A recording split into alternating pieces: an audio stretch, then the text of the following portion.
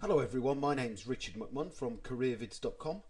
I've been asked by a number of people to create a presentation that covers the train conductor interview.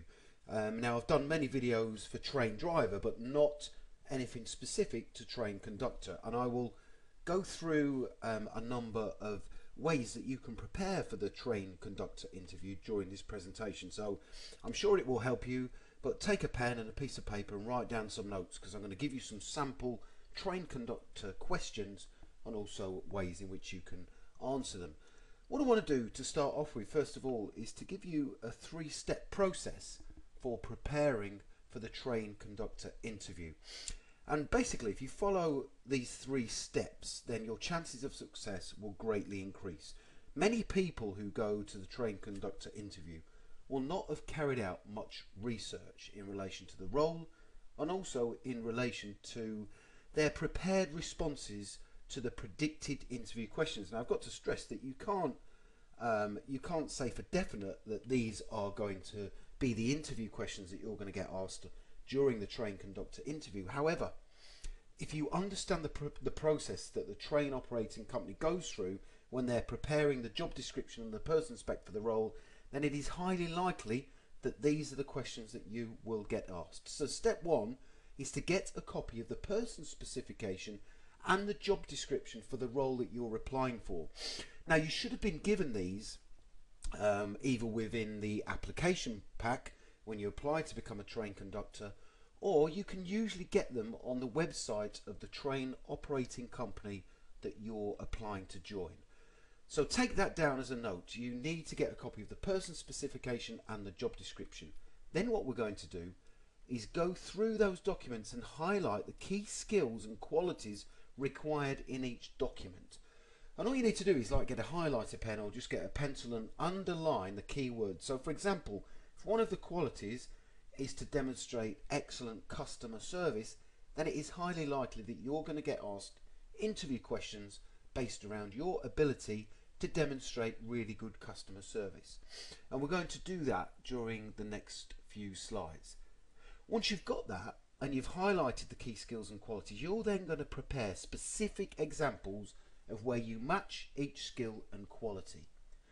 Because there's two different types of interview questions for this kind of interview. First kind of interview questions are motivational, so questions like what have you learnt about the role, why are you applying for this job, and also what skills and qualities are required to undertake it. The next kind of interview questions are situational ones, where they'll say, can you give us an example of where you've dealt with a difficult customer?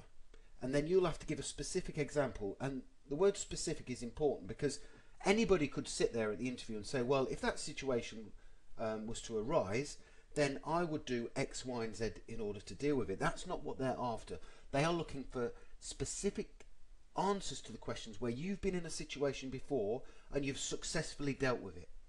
Because from a train operating company's perspective, if you can demonstrate at the interview that you've already done the skill or quality or demonstrated it in a previous role, then you're far more likely to succeed in the role that you're applying for, because you've already done it in a previous work related scenario. So what I've done here is listed some skills and qualities that are required to become a train conductor. Now I'm not saying that these are going to be the exact ones for the role that you're applying for, but they are generic for a train conductor. So let's have a look at them. So if I was going through this, I would say, right, excellent customer service, therefore I'd highlight customer service and be able to demonstrate specific examples where I've given good or excellent customer service in the past. A pleasant manner and a smart appearance. Well, you could be assessed at interview in relation to this, about how you communicate with the panel and also what you wear to the interview. Now you don't need me to tell you that if you're applying to join a train operating company, this kind of role requires you to wear a uniform. And not just wear a uniform, but wear a uniform smartly. So when you go to the interview, wear a suit or a smart formal outfit, but also make sure it's clean. Make sure your shirt is washed and pressed, and also your shoes are clean as well. Give them a good clean, because they'll be looking at you and thinking, right, you're going to be a train conductor, you're going to be meeting our passengers, therefore you're the first port of call and you're the person that our passengers will see. and they want you to be smart and also to be pleasant. So if you go into the interview being all grumpy and you're not dressed smart, then you're not going to get the job no matter how well you respond to the questions. Here's the next one: a good understanding of rail regulations, safety procedures, fares and timetables. Now you can do that by going on the train operating company's website. So go on the website, have a little look about rail regulations, safety procedures, because safety is very important. As a train conductor, you will have to sometimes deal with emergency situations, and they're going to want to see how you can adapt to these and actually take control of a situation and deal with it. Obviously you need to have a clear speaking voice for making passenger announcements, and when you go to the interview, make sure you respond to the questions in a concise and logical manner, and I'll tell you how to do that in a little while. Also, the ability to accept responsibility and work without supervision. So I'd be underlining responsibility and working without supervision, and coming up with situations and examples, specific ones, where I've carried out these in the past in a different work related scenario. The ability to deal professionally with upset or angry passengers. Now that's a difficult part of this role. And again, you don't want to say at the interview, well, here's how I would deal with this situation. You want to give an example of where you've dealt with a difficult or angry customer in the past. Good math skills for handling cash and payments. That would normally be assessed during an assessment centre for this role, and a willingness to work flexibly. Okay, further skills and qualities required to become a train conductor. Checking the carriage is clean before the start of a journey.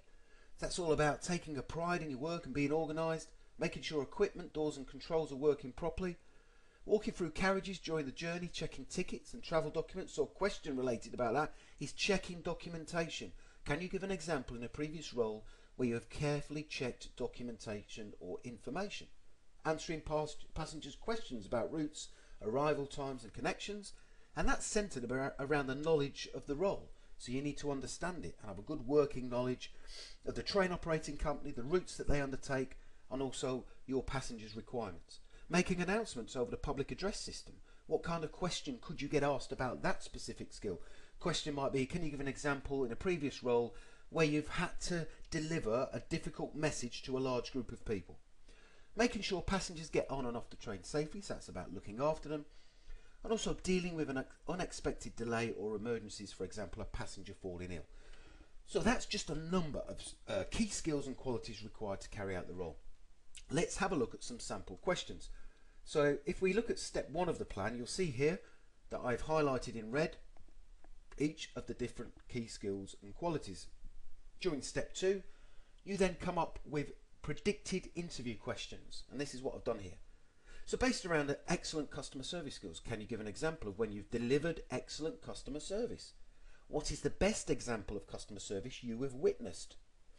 A clear speaking voice from making passenger announcements. Can you give an example of when you've communicated a message to a large group of people?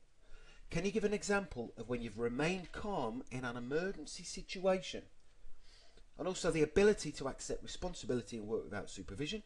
Can you give an example of when you have carried out a difficult task unsupervised?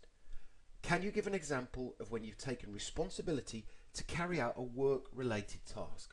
So hopefully you can see the process that I'm coming through for step 1 and step 2. So that's dissecting the key skills and qualities required for the role, and then you can easily predict interview questions based around them. And I can virtually guarantee this is how the train operating company will put together their interview questions. Don't forget what I said at the beginning about motivational questions. You know, tell us about yourself. What do you know about the role? What are the key skills required to be a train conductor? And you can respond to that because you will have learnt them from the job description and the person specification, so you will already know them. But there are also situational questions, and these are those. But remember, when you respond to these, give specific examples. Don't say what you would do in that kind of situation, but give specific examples. The ability to deal professionally with upset or angry passengers. Can you give an example of when you've had to deal with a difficult customer or a difficult person in the past? And I'll come on to a number of ways in a second of how you can deal with difficult passengers. A willingness to work flexibly. So in this kind of role, you know, you might be off duty, it might not be your turn to be at work, but the train operating company might require somebody to come in because another conductor's gone off ill. Can you be flexible? Can you come at a moment's notice? So can you give an example of when you've been flexible in a work-related situation? Next one, making sure equipment, doors and controls are working properly. Can you give an example of when you've carried out equipment checks in a work-related situation? Walking through carriages during the journey, checking tickets and travel documents. Can you give an example of when you've been responsible at work for checking important documents or information? And finally, dealing with unexpected delays or emergencies, for example, a passenger falling ill. How would you deal with a passenger on a train who suddenly became ill? In that kind of situation, it's unlikely that you would have done that in a previous work-related role, but they would be looking for you to start off to say, I would make sure that myself and the other passengers were safe at all times. I would raise the alarm. I would, either inform the driver, but I would also follow procedures and training. That's what they want to hear. I would follow procedures and training.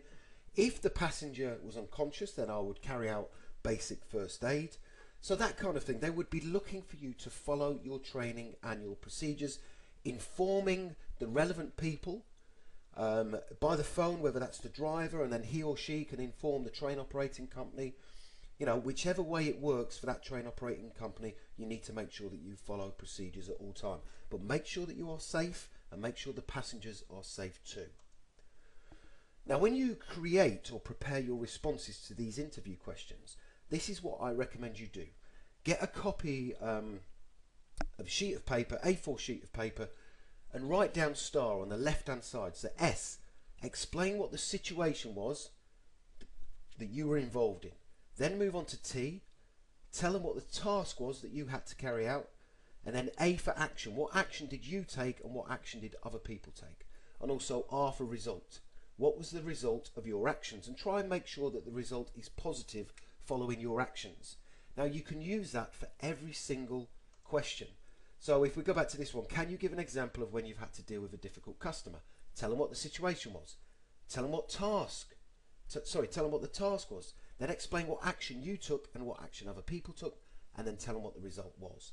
And if you follow the STAR principle for creating your prepared interview question responses, then you will make sure that you cover each specific area and you will score higher during the interview.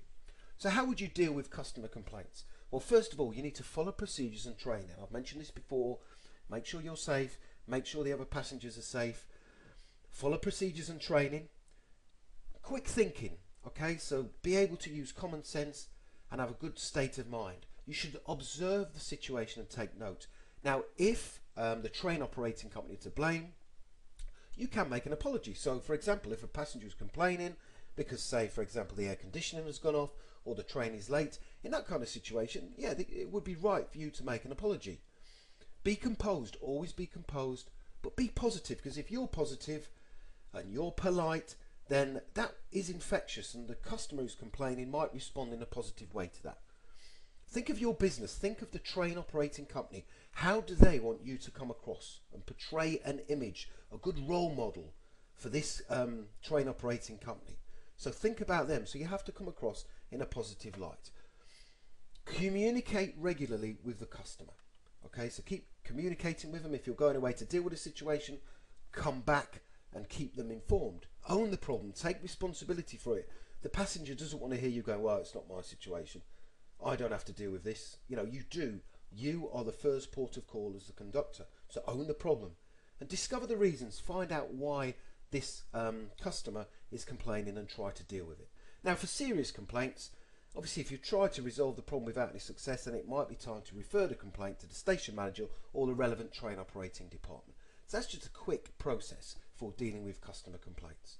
But don't forget, make sure you follow your training. That's the thing to say. Again, with dealing with difficult passengers, whether someone's angry or they're under the influence of drugs or alcohol, this is where your job can get very difficult.